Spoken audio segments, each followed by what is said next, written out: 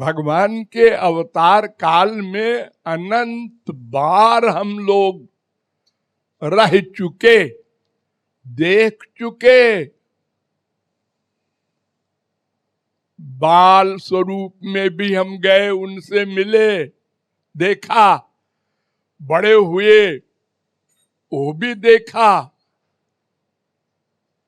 उनके सब लीलाओं को भी देखा, सुना। एक बार नहीं, अनंत बार। ये मैंने 1000 बार आप लोगों को बताया है कि भगवान हमसे सीनियर नहीं है। ये जीव भी अनादि है, भगवान भी अनादि है, और हमेशा भगवान का अवतार युग युग में होता रहा है। हम भी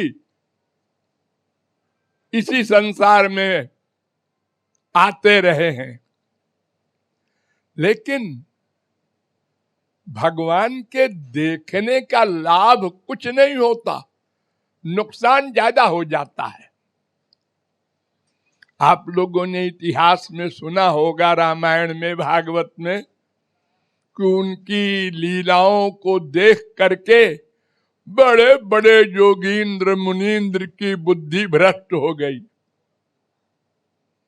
राम देखी सुनी चरित तुम्हारे, जड़ मोह ही। जो मायाबद्ध है उसको माया का ही स्वरूप भगवान में भी दिखाई पड़ेगा, संतों में भी दिखाई पड़ेगा, सब में उनकी दोष बुद्धि होगी।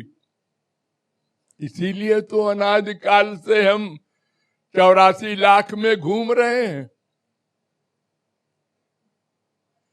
अगर कभी भी हमने भगवान को भगवान मान लेते, किसी संत को संत मान लेते, तो कब का कल्याण हो गया होता। तो भगवान का स्वरूप और कार्य सब दिव्य है, और हमारी बुद्धि और हमारी इंद्रियां सब माइक है। बस एक रीजन है यही कि भगवान के न दर्शन से कोई लाभ होना है, न उनकी लीलाओं को देखने से लाभ होना है। वो प्राकृत नर अनुरूप करते हैं लीलाएं, संसारी आदमियों की तरह। इस समय तो हम भगवान के प्रति भावना भगवान की कर लेते हैं।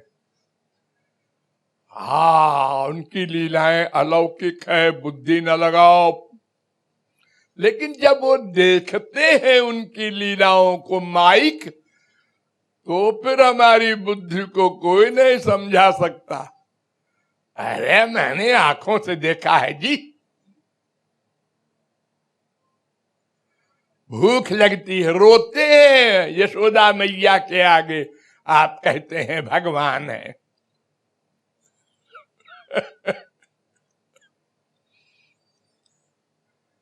संसारी बच्चों की तरह सब चीजें उनकी हैं, भगवान काहे के मामले में है वो। बड़ी बड़ी तर्क की बातें हम लोगों ने अवतार काल में की हैं। इसलिए ये बिल्कुल दिमाग से निकाल दो कि अवतार काल में हम होते तो बिना कुछ किए धरे ही रसगुल्ला मिल जाता, भगवान का लाभ मिल जाता, कुछ नहीं होना जाना। बर्तन बनाना होगा, बर्तन हम नहीं बनाएंगे जी। अरे तो यही जिद तो है, अनंत जन्म में घुमा रहा है तुमको 84 लाख में, और कर लो। भगवान की बात नहीं मानेंगे, वेदों की नहीं मानेंगे, संतों की नहीं मानेंगे, जो मन में आएगा वो करेंगे। यही किया हमने।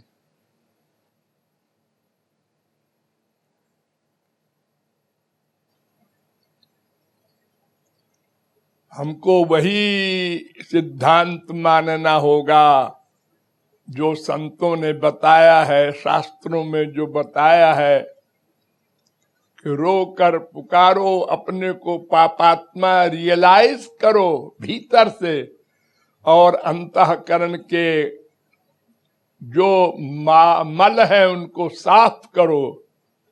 अब अंतःकरण शुद्ध होने पर भी काम नहीं बनेगा,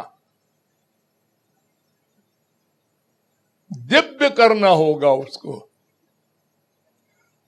वो भगवान और गुरु करेगा, उसमें तुम्हारी कोई अकल नहीं काम देगी, लेकिन शुद्ध करने में तो तुमको ही करना होगा, न गुरु करके देगा न भगवान। ये जो भोलेपन में सोचते हो गुरु जी कृपा करने, तो अरे क्या कृपा करेगा कोई गुरु का बच्चा। जितनी उसको आज्ञा है भगवान की कि कृपा करो, लेकिन यहां तक करना, बस इसके आगे नहीं।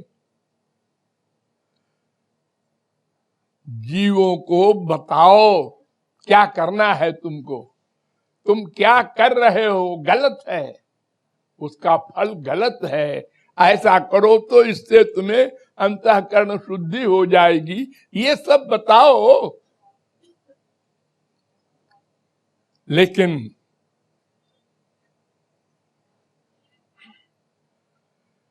इसके आगे मत जाओ, वरना क्या है, भगवान ही अंदर बैठे हैं, वो घुमा दे, सब माया भाग जाओ सबकी। बड़े दयालु है भगवान, अकारण करुण है, क्यों नहीं कर देते ऐसा। अरे हम उनके बच्चे हैं, माया को जरा सा इशारा कर दे, आउट, भाग जा। अथवा कोई संत ही ऐसा हो जाए अनादिकाल से अब तक कि संकल्प कर ले सारे संसार के जीवों की माया भाग, तो ऐसे आशा करना भगवान से या गुरु से कि वो कृपा कर देते तो सब हो जाता।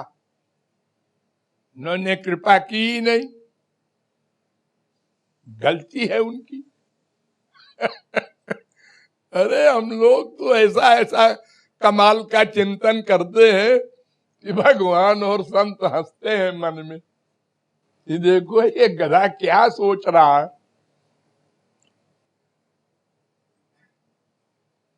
इसलिए मैं बार बार कह चुका हूं, ये कभी न सोचना कि अगर भगवान का दर्शन मिल जाए एक बार तो बस काम बन जाए। दर्शन की कोई इंपॉर्टेंस नहीं है, इंपॉर्टेंस है अंतःकरण शुद्धि की, उतनी हमारी ड्यूटी है बस। अब वो ऐसी ड्यूटी है कि हमको करनी पड़ेगी, अपने को पापात्मा रियलाइज करना पड़ेगा निरंतर, और रोकर भगवान के आगे, गुरु के आगे शरणापन्न होना होगा। इसके बिना काम नहीं चलेगा।